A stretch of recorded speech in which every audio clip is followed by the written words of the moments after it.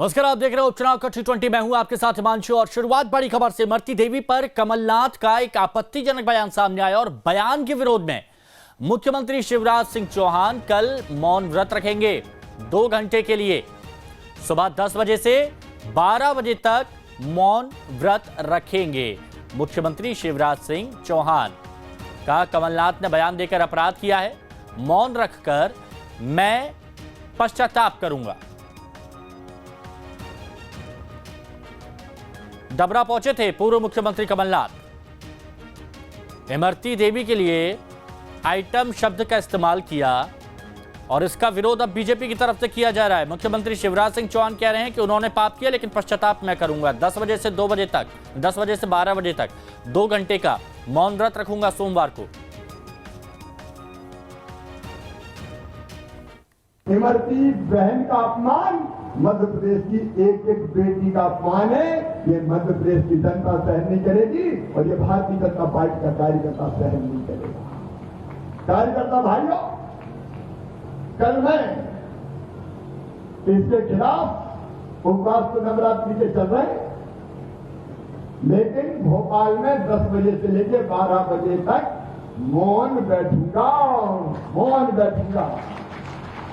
क्योंकि पूर्व मुख्यमंत्री ने अपराध किया है, प्रायश्चित वर्तमान मुख्यमंत्री करेगा। ये भगवान इनको सद्बुद्धि दे देना। तो आपने सुना, अपराध किसने किया? कमलनाथ ने, ऐसा मुख्यमंत्री शिवराज सिंह चौहान कह रहे हैं। और पश्चाताप शिवराज सिंह चौहान करने वाले हैं। 10 बजे से 12 बजे तक मौन व्रत रखेंगे सोमवार को 2 घंटे के लिए। और वैसे भी निशाना साधा जा रहा है। इस बयान को लेकर बीजेपी पूरी तरह से हमलावर है। गृह मंत्री नरोत्तम मिश्रा से लेकर सिंधिया तक, शिवराज सिंह चौहान तक, वीडी शर्मा तक, हर कोई इस वक्त एक मुद्दे को जनता के बीच ले जा रहा है कि गलत बयान दिया कमलनाथ ने। बात ग्वालियर की करेंगे, जहां बीजेपी अध्यक्ष उपवास करेंगे। वीडी शर्मा ने भी उपवास करने की बात कही है। कमलनाथ के बयान के विरोध में उपवास करेंगे वीडी शर्मा। अब देखिए किस तरह से घेराव किया जा रहा है यहां।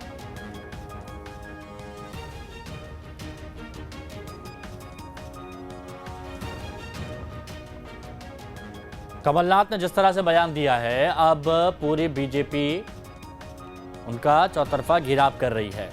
मौन व्रत रखेंगे मुख्यमंत्री शिवराज सिंह चौहान और उपवास रखेंगे बीजेपी अध्यक्ष मध्य प्रदेश के वीडी शर्मा।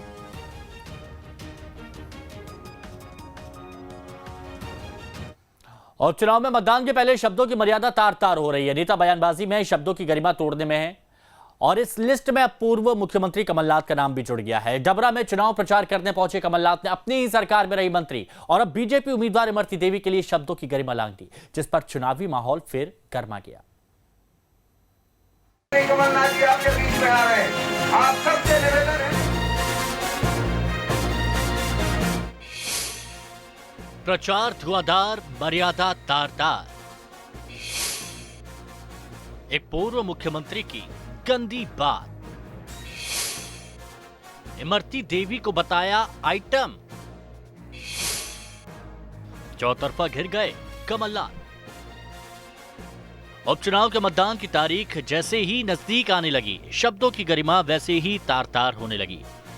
इसमें कांग्रेस नेताओं की लंबी फेहरिस्त है। अब तक इस लिस्ट में कांग्रेस उम्मीदवारों के साथ कमलनाथ सरकार में पूर्व मंत्रियों के नाम भी शामिल हो गए थे, लेकिन अब इस लिस्ट में पूर्व मुख्यमंत्री कमलनाथ का नाम भी जुड़ गया है। ग्वालियर के डबरा में कांग्रेस उम्मीदवार के पक्ष में प्रचार करने पहुंचे पूर्व मुख्यमंत्री ने बीजेपी पर निशाना साधने के चक्कर में अपनी भाषा की गरिमा खो दी। कभी अपनी ही सरकार में मंत्री रही और डबरा से बीजेपी उम्मीदवार इमरती देवी के लिए ऐसी शब्द का इस्तेमाल किया जिसकी उम्मीद एक पूर्व मुख्यमंत्री से नहीं की जा सकती। सरल स्वभाव के सीधे साधे हैं, ये तो करेंगे। ये उसके जैसे नहीं है। क्या उसका नाम जो मैं क्या उसका नाम लूं? आप तो उसको मेरे से ज्यादा पहचानते हैं। आपको तो मुझे पहले ही सावधान कर देना चाहिए था। ये क्या आइटम है? कमलनाथ की समर्यादित भाषा ने बीजेपी को कांग्रेस पर निशाना साधने का एक मौका दे दिया। सीएम शिवराज सिंह चौहान ने ट्वीट किया कि खुद को मर्यादा पुरुषोत्तम बताने वाले ऐसी अमर्यादित भाषा का प्रयोग कर रहे हैं। नवरात्रि के पावन पर्व पर देश नारी की उपासना कर रहा है। ऐसे में आपके बयान से आपकी ओछी मानसिकता झलकती है। बेहतर होगा कि आप अपने शब्द वापस लें और इमरती देवी सहित प्रदेश की हर बेटी से माफी मांगे। मैंने जनता को प्रणाम किया तो कमलनाथ जी ने कहा कि शिवराज ने तो जनता के सामने घुटने टेक दिए। कमलनाथ जी, आपके संस्कार जनता को कुचलने के होंगे, हमारे संस्कार जनता को आदर देने के हैं। इमरती देवी अनुसूचित जाति में पैदा हुई होगी, लेकिन किसी गरीब की बेटी का अपमान करने का अधिकार तो मैं क्या? इमरती बहन का अपमान मध्य प्रदेश की एक एक बेटी का अपमान है।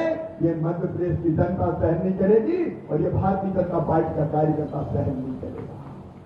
कार्यकर्ता भाइयों, कल मैं इसके खिलाफ उपवास तो नवरात्रि के चल रहे, लेकिन भोपाल में 10 बजे से लेकर 12 बजे तक मौन बैठूंगा। सीएम शिवराज ही नहीं बल्कि बीजेपी प्रदेश अध्यक्ष वीडी शर्मा ने इसे नवरात्रि पर महिला का अपमान करार दिया। बहन इमरती देवी जो अनुसूचित जाति की हमारी भारतीय जनता पार्टी की प्रत्याशी है, उनको आइटम कहकर के नारी शक्ति का अपमान किया है। और नव दुर्गे के अंदर कमलनाथ, तुमने नारी शक्ति का अपमान किया है। ये भारत की नारी शक्ति, भारत की जनता, मध्य प्रदेश की जनता तुमको इसका कड़ा जवाब देगी। बीजेपी सांसद सिंधिया ने कमलनाथ पर निशाना साधा और अनुसूचित जाति के अपमान का आरोप लगाया। एक गरीब और मजदूर परिवार से आगे आई दलित नेता इमरती देवी जी को आज डबरा में आइटम और जलेबी कहना अत्यंत निंदनीय और आपत्तिजनक है। ये कमलनाथ जी की मानसिकता को भी दर्शाता है। महिलाओं के साथ ही समूचे दलित समाज का अपमान करने वाले ऐसे मगरूर नेता को सबक सिखाने का समय आ गया है। वहीं प्रदेश के गृह मंत्री नरोत्तम मिश्रा ने इसे एक महिला के साथ अनुसूचित जाति का अपमान करार दिया कि महिलाओं का अपमान कांग्रेस नेताओं के संस्कार में है।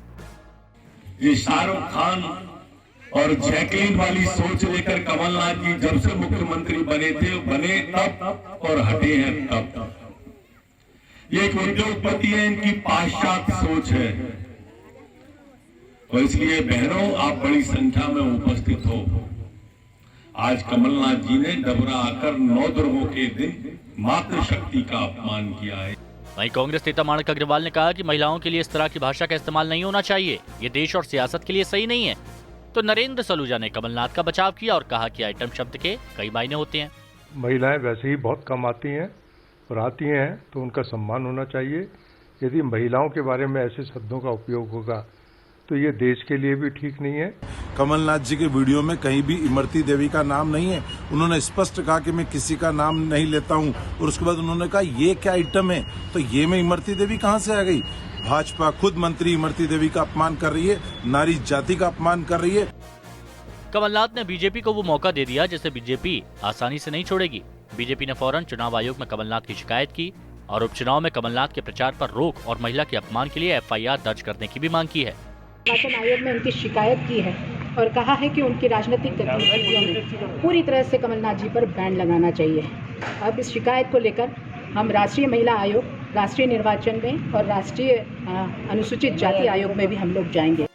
उपचुनाव के दंगल में अभी तक अभद्र भाषा का प्रयोग कई बार हो चुका है, लेकिन एक पूर्व मुख्यमंत्री होकर कमलनाथ ने जिस तरह से महिला के लिए अमर्यादित भाषा का प्रयोग किया वो बेहद चिंताजनक है। देखना है मतदान तक और कितनी बार ये मर्यादा तार होगी, लांघी जाएगी। भोपाल से शिवम गुप्ता के साथ टीम न्यूज स्टेट। अशोकनगर से बड़ी खबर की बात करते हैं। बीजेपी नेता के बिगड़े बोल सामने आए। बीजेपी नेता हैं देवेंद्र दोहरे और एक विवादित बयान दिया है। अपनी ही बहन के लिए अमर्यादित शब्दों का इस्तेमाल किया। जो अपने परिवार की नहीं हुई वो कांग्रेस की क्या होगी?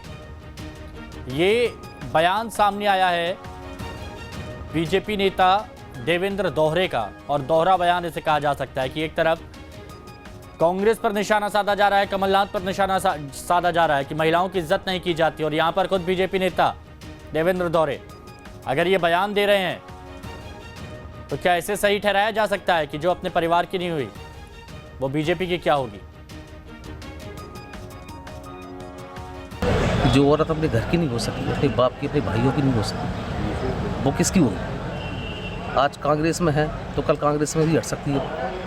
बीजेपी में हो जाएगी तो उसमें से भी हट जाएगी। जो अपने बाप की, अपने भाई की नहीं हो सकी वो किसकी हो पाएगी? मेरे ऊपर दबाव भी आ कई प्रकार के, नहीं आप करो, आप अपनी बहन से बात करो, उनके पास जाओ, उनका साथ दो, पर मैंने मुनासिब नहीं समझा। शुरू से ही, जब से उसने शादी की उसी दिन से मैंने बिल्कुल मृत घोषित कर दिया था मैंने उसको। शादी में क्या हुआ था? शादी में वो शादी छोड़ के चली गई थी। कारण क्या रहा? कारण क्या रहा था? मेरे पापा सदमे में आ गए, उसी सदमे में उनकी मृत्यु हुई।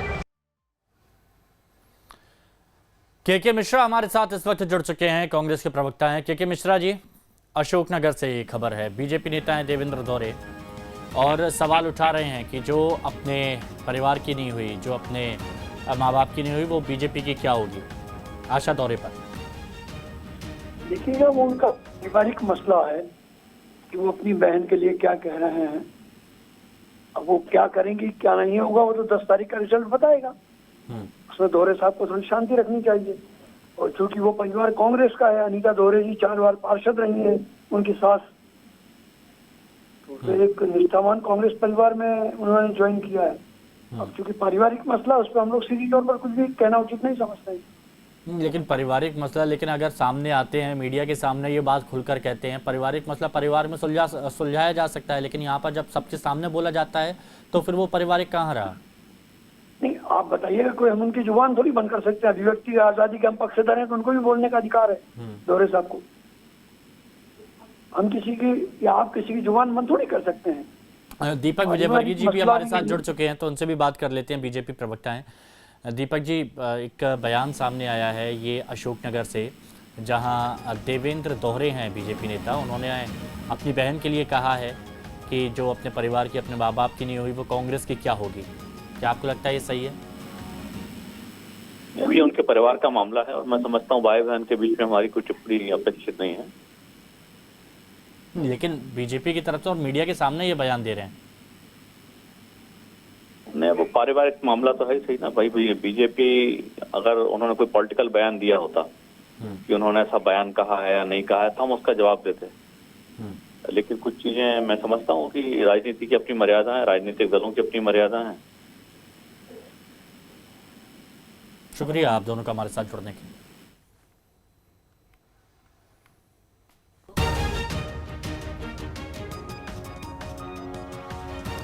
तो मर्यादाओं की बात यहाँ पर की जा रही है, लेकिन मर्यादा में रहना शायद किसी को अच्छा नहीं लगता है। खुद पर आँच आती है तो सब पानी डालते हैं, लेकिन दूसरे पर अगर कहीं आँच दिखती है या फिर चिंगारी दिखती है तो वहाँ पेट्रोल डाला जाता है। उपचुनाव को लेकर बीजेपी की जनसभाओं का दौर जारी है और इस कड़ी में राज्यसभा सांसद ज्योतिरादित्य सिंधिया चुनाव प्रचार करने के लिए दरियापुर पहुंचे हैं, जहां उन्होंने आम सभा को संबोधित करते हुए कहा कि ये कमल की कमाल सरकार है।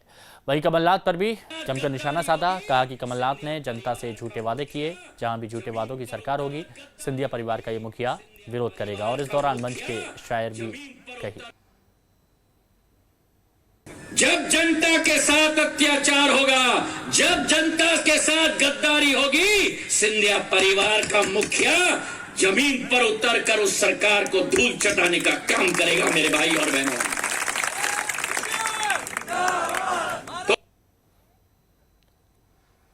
अशोकनगर से बीजेपी उम्मीदवार जजपाल सिंह जज्जी की मुश्किलें अब ज्यादा बढ़ गई हैं। पुलिस ने उनके खिलाफ आचार संहिता उल्लंघन के आरोप में धारा 188 के तहत केस दर्ज किया है। जजपाल सिंह जज्जी पर आरोप है कि उन्होंने पिछाड़ी खेड़ा रोड पर वेदांत भवन में चोरी छिपे पंचायत सचिवों की बैठक ली, जिसकी शिकायत कांग्रेस ने चुनाव आयोग से की, जिसके बाद प्रशासन ने मौके पर छापा मारकर सीसीटीवी फुटेज की जांच की तो उसमें जजपाल सिंह जज्जी वहां से निकलते दिखे। वहीं 26 से 27 पंचायत सचिव मौके पर पाए गए, जिसके बाद प्रशासन ने कार्रवाई करते हुए केस दर्ज कर लिया है। हालांकि वो आरोपों से इनकार कर रहे हैं और कह रहे हैं कि माता की झांकी के दर्शन करने के लिए गए थे वहां।